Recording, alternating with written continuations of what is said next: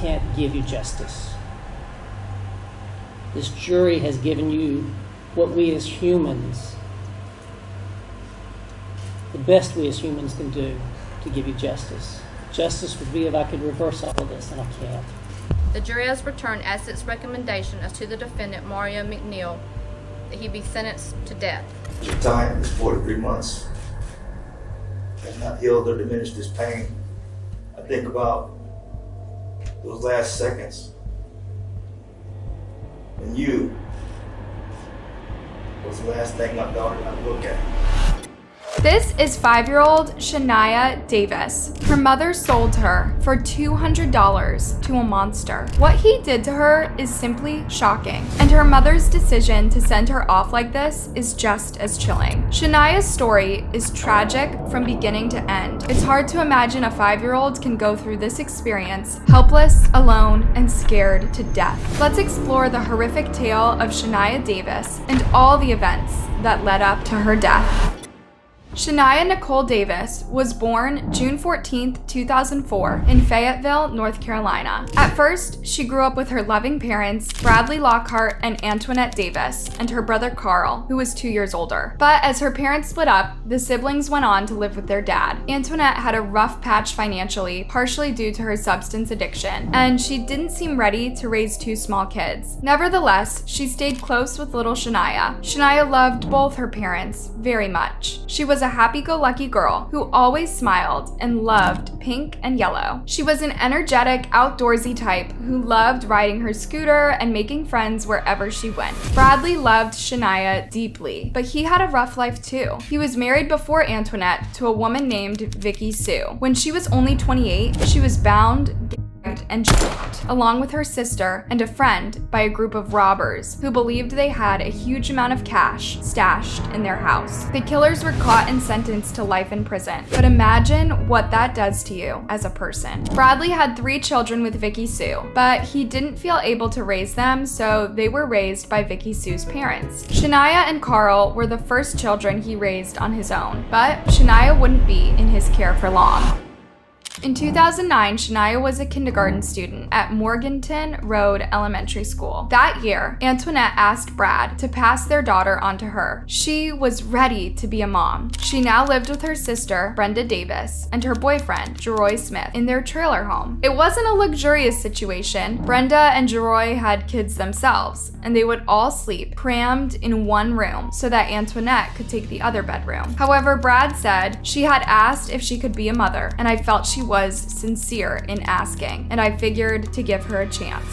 So in September 2009, Shaniya and Carl went on to live with Antoinette and her sister. But Brad's sister Carrie and his other friends all pointed to the same thing. Shaniya did not seem well under Antoinette's care. Brian even painted a more disturbing of Antoinette. Indeed, Brian is angry at Bradley for sending Shaniya to live with her mother in the first place. He had seen the bad signs when she would spend as little as a weekend with her mom. So why didn't he think of the risks? Call it reckless or wanting to see the good in people. Brad trusted his ex-wife. He wanted her to have the experience of being a mother and believed she had gotten her life on track. But just 2 months would pass, and Brad would regret his trusting nature for the rest of his life.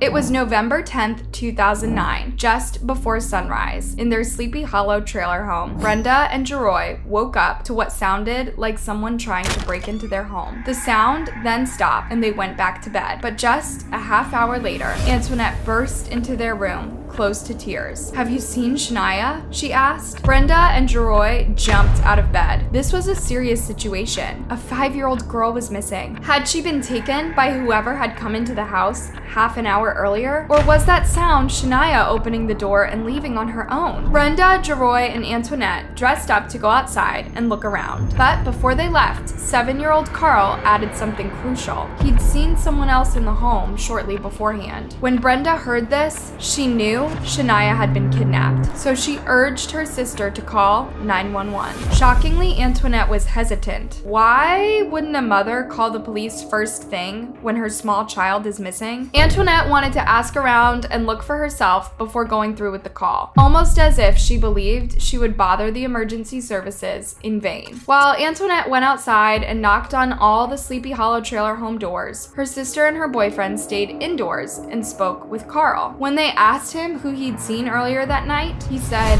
Mono. Mono was the nickname of a man called Mario McNeil. He used to date Brenda for a while, and according to some sources, he gave her the money necessary for the rent deposit to move into the trailer home. Whichever the case, Mario and Brenda had called it quits, and now Mario lived with the mother of his 18-month-old baby, April Aturi. But Mario wasn't a family man, not by a long shot. He partook in coke, booze, and cheating on April with every woman in Fayetteville. A few days after Shaniya's disappearance, he would literally tell the police that on the night between November 9th and 10th, he texted all the females in his phone. He would tell them many more things, but for now, back to our story. Brenda and Jeroy asked Carl several times if he was sure he'd seen Mono in their home that night, and he said yeah. So Brenda called Mono, but he didn't answer. Then Jeroy called April, and she said Mono was not with her. Something was amiss. Meanwhile, Antoinette returned from her walk through Sleepy Hollow. She said she knocked on everyone's door, but no one seemed to have seen Shaniya. Again, Brenda insisted that her sister call the police. While Antoinette promised to do so, Brenda and Jeroy went outside, only to notice there was feces on the railings. Okay, ma'am, how can I help you? I woke up this morning and my daughter was not in the house. I don't know if she walked out or I don't know what's going on, but she's not here. How old is your daughter? She's 5. 5? And your door was not unlocked, that's what you're telling me? No, it was not unlocked, but I'm telling you, she knows how to unlock it. I'm hoping that she didn't unlock it and walk out. This was happening at 6:52 a.m. By now, Mono was long gone with Shaniya. Shortly after 6 a.m. that morning, Mono checked into the Comfort Inn Suites in Sanford, an hour north of Fayetteville. He used his own name and checked in on his own. However, he mentioned to the desk clerk that he was traveling with his daughter to take her up to her mom in Virginia. After checking in at 7:16 a.m., Mario returned to his car in the back of the parking lot. Then, he returned to his hotel room carrying a girl covered in a blanket. After leaving Shaniya in his room, Mono returned downstairs and went to the breakfast room, where he got a banana, a muffin, and some juice. At this point, there was an Amber Alert issued for Shaniya. Police and search dogs were scouring Fayetteville, and people all over North Carolina were on the lookout. Such was Jacqueline Lee, the desk clerk Mono had spoken to. When he saw him walking into the hotel with Shaniya, she thought she resembled the kid in the Amber Alert. Her shift was ending though, so when her colleague came in, she told her to keep an eye on Mono and the girl. Back in Sleepy Hollow, detectives were interviewing Shaniya's family, one by one. Officer Elizabeth Culver was the first to knock on the trailer home's door, where Antoinette, Brenda, Jeroy, and the kids were at. She also observed the nasty substance on the railings, but Antoinette had poured hot water on them in an attempt to clean it. The police also found a comforting blanket in a trash nearby. Jeroy said the blanket had been in the living room of their trailer recently. The blanket also had feces on it. When the police interviewed the family, they noticed they were all agitated in different ways. 7-year-old Carl wouldn't answer a question without looking at his aunt for approval first. He said he remembered his little sister coming to bed on November 9th, but he didn't remember her leaving the bedroom. However, he'd seen Mono inside the trailer park. But when the officers wanted to corroborate this story with Antoinette and Brenda, they hit a dead end. They were both looking at their phones and texting all the time, almost ignoring the cops in the room. So Elizabeth Culver decided to bring them to the police station for an official interview. As Antoinette and Brenda were being driven down, Elizabeth and her partner Daniel looked looked at the CCTV footage around their trailer home. But it was the CCTV footage at the Comfort Inn Hotel that would reveal the most. At 7:34 a.m., Mano left room 201, carrying Shaniya on his shoulder as he went into the elevator. He was still holding her this way as he left the hotel and walked down the sidewalk. When he exited the hotel, Matthew Argyle, the maintenance worker, noticed him and the girl, who seemed to be in a deep sleep. He said, "Hello?" trying to get Mano's attention, but he just looked back at Matthew and said nothing. Matthew thought Mano was creepy, so he followed him subtly to the parking lot. Mano put Shaniya in the rear right passenger side of his car. Then he got into the driver's seat and lit up a cigarette. After he finished his cigarette, Mano drove to the front entrance of the hotel, where he entered on his own. He approached the new desk clerk, Regina, and asked her for a security deposit. He said he was going to drive her daughter to her mom in Virginia, as she'd told Jacqueline earlier. Regina handed him a receipt and off he went. Shortly after, a housekeeper came down to the reception to hand Regina something. She'd just cleaned room 201, and she found 2 small clear open plastic packets with white powder residue inside, possibly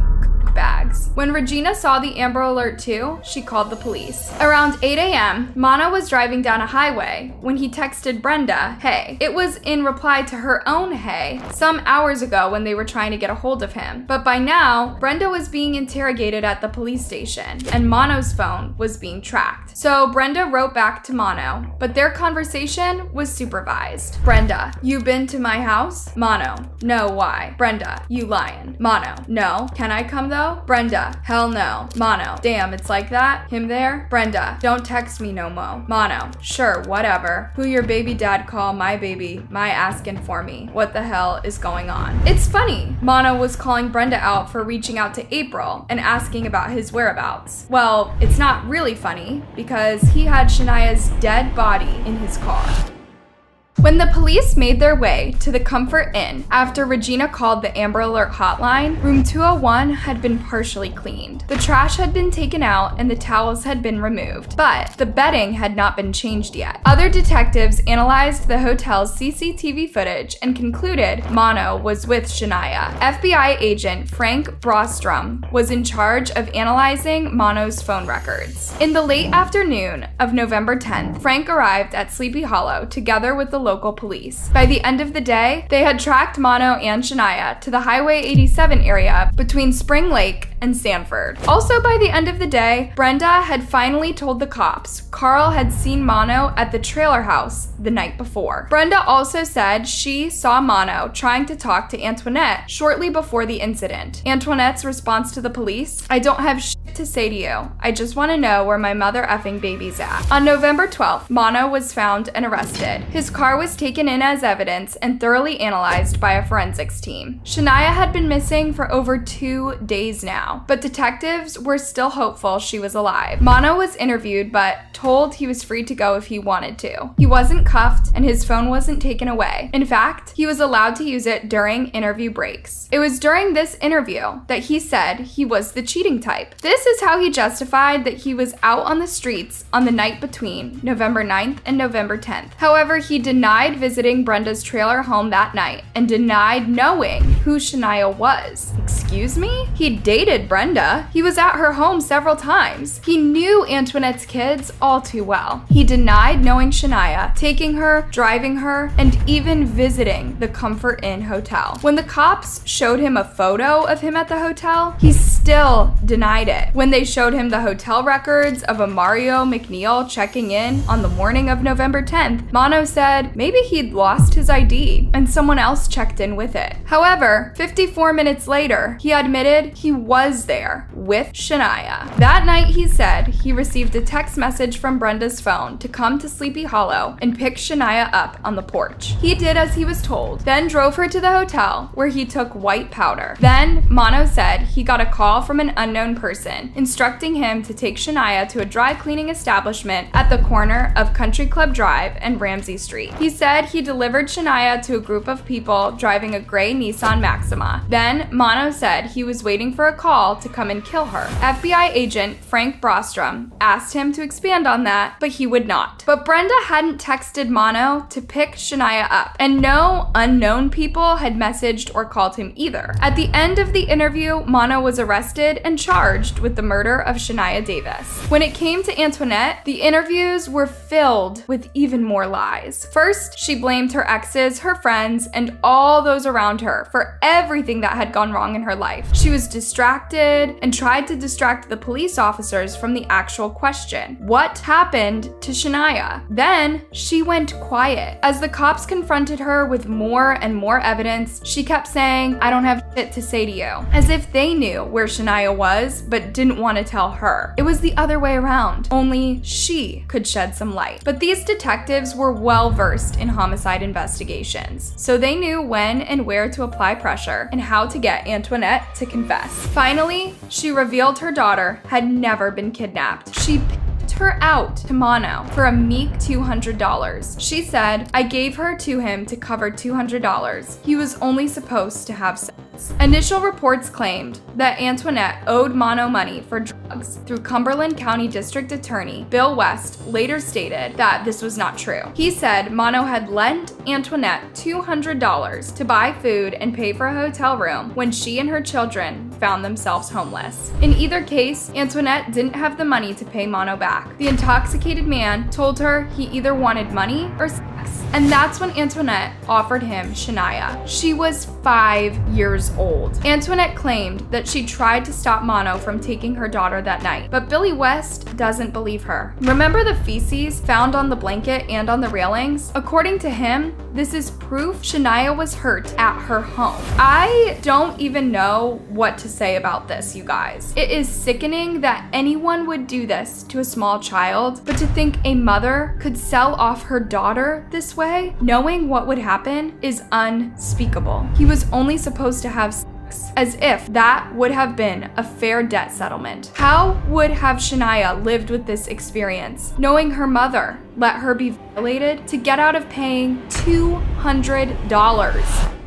Antoinette Davis was charged with human trafficking, conspiracy, kidnapping, sexual servitude, taking indecent liberties with a minor, and second-degree murder. On November 15th, one of the investigators handling this case called Alan Rogers, Mano's attorney. The police had received some vague tips about finding Shaniya's body from Rogers, but this was a sort of telephone game. As Mano's attorney, Rogers wasn't supposed to help the police convict his client, so he gave the DA some tips, and the DA told the police about this. Now the investigator wanted Rogers to speak up. Shaniya's body had to be found. After multiple back and forth phone calls, Rogers pointed the police to the spot in the woods they should be looking at. A big search team scoured the area for 2 days straight. At around 1 p.m. on November 16th, a week after Shaniya's disappearance, her body was found under a log by an officer and his search dog. Found her? Right here. All right, I'll call him. Call command and tell him. Lock up the area. We got a tip. Somebody in the parking lot said that they had heard on the news or something that the guy admitted to killing the young child and dumping her where there was deer carcasses and trash. She was simply dumped in a shedded area near the intersection of Highway 87 and Walker Road. Mano hadn't even gone through the trouble of digging a hole. She was partially naked, and around her were indeed deer carcasses and trash. I don't even know. I'm a little overwhelmed right now, so it's a lot. I'm glad we were able to help.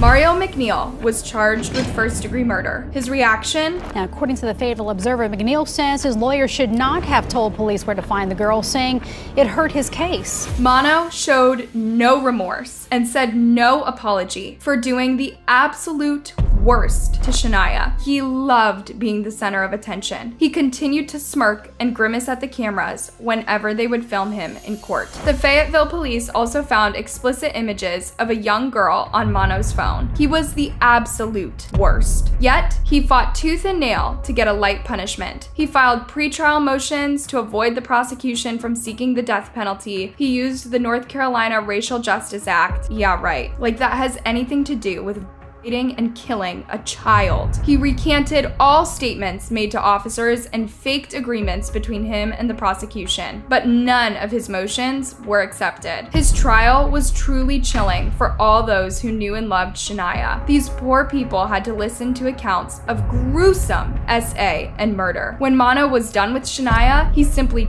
choked her and then carried her limp body through the hotel as if she was simply asleep. The calm way he presented her as his daughter to the desk clerks and the way he simply ignored the maintenance man as he carried a child's body inches away from him is hard to fathom. But imagine you're Shaniya's dad listening to all this. I can never get Shaniya back. You have taken that from me. The time is 43 months. Has not healed or diminished this pain. I think about those last seconds, and you was the last thing my daughter got to look at. Did Shaniya know her own mother picked her out and facilitated her death? If she did, it's the worst possible death I can imagine. Made a mockery of this court, laughing and joking like this was a joke. Shaniya wasn't a joke, but her legacy is going to live on. You didn't win. I could be angry and hateful towards you. It's not going to fix this problem. You didn't win. Shaniya won because she's still going to be speaking out, protecting people against people like you. Other little kids. Exactly. Brad and the rest of Shaniya's family would go on to raise awareness around her case and try to encourage other families to protect their children from kidnapping and neglective parents. Mario McNeil was charged with first-degree murder, kidnapping, SA of a young child, and a dozen other charges. The verdict was simple. The jury has returned as its recommendation as to the defendant, Mario McNeil, that he be sentenced to death. And the judge? Well, he delivered one of the most heartfelt conclusions I've ever heard. You did not have to kill that child. Take him out of here now. I apologize for referring to Shaniya as the victim, for talking about Shaniya's body.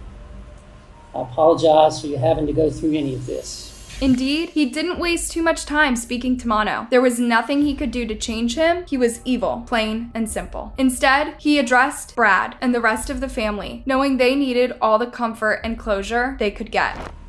I can't give you justice. This jury has given you what we as humans, the best we as humans can do to give you justice. Justice would be if I could reverse all of this, and I can't.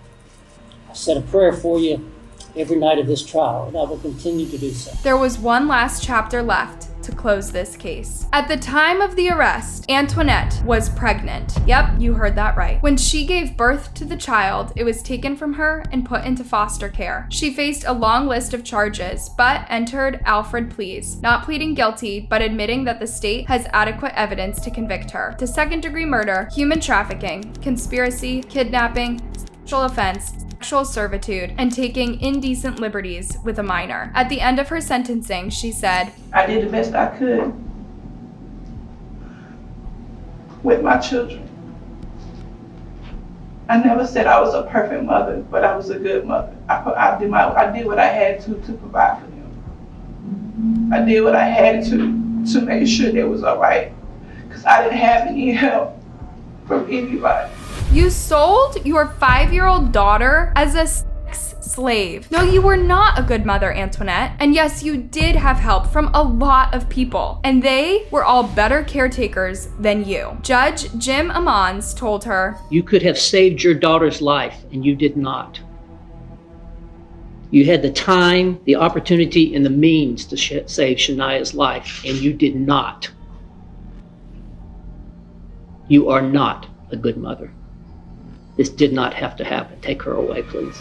A good mother is making a few mistakes, but good intentions. A good mother is caring for her child no matter what and doing her best to provide care, attention, and nurture. Antoinette might be one of the worst mothers out there. In July 2011, she was sentenced to 17 years in prison. She will also have to register as a offender once she is released. But as Mono's judge said, there is little justice in convicting these two people. It's good they're off the streets, but imagine the pain Brad, little Carl, and the rest of Shaniya's family have to live with. Brad was seen crying and borderline collapsing at the court hearings and candlelit vigils for his daughter. Lord, I come to you with open arms, and it's hard. It's hard. It's hard, man. It's hard. Bradley Lockhart could hardly speak, his legs shaking. He was held up by friends and by a crowd of hundreds around him. Don't give up on me and don't give up on Shaniya. She right there with you. People flooded a shopping center parking lot on Murchison Road, lighting candles in remembrance of 5-year-old Shaniya Davis. Just bless her and bless those who did not know no better. She was laid to rest at Fayetteville Memorial Cemetery with the inscription, "God's Angel called home." In a tragic twist, Shaniya's half-brother, Chavez Lockhart, was to death on May 25th, 2017. He was 20 years old and buried next to his little sister. A family dealing with the unthinkable for a second time, the loss of a child. 8 years after the body of 5-year-old Shaniya Davis was found in Sanford, her older half-brother was shot and killed. Chavez was killed at 9:30 p.m. at a different trailer park home. While inside his car, 2 teen boys were arrested for his murder. According to Sheriff Hubert Petterkin, drugs may have been involved in the murder motive. This is simply shocking. Remember Chavez's mother, Vicky Sue, had also been killed along with her sister in a home robbery? It's hard to imagine how this family lives with this amount of tragedy. In an interview with Oprah, Brad was asked if he would ever speak to Antoinette again. He said, "I just think it's best that we let the justice system take its course. I try to keep my heart as pure as possible, and I'm sure that one day I will be able to sit down and talk with her and try to understand what was going through her mind." Brad seems very wise considering what he went through. He's hoping that Shaniya's awful death will help keep other children safe through awareness and togetherness. Indeed, let us hope that horrible cases like these do have a silver lining. Without it, all of the suffering is in vain. Thanks for watching, you guys. What are your thoughts on this case? Do you know of other similar stories? Let me know in the comment section, and before you leave, make sure you like and subscribe. See you next time, and stay safe.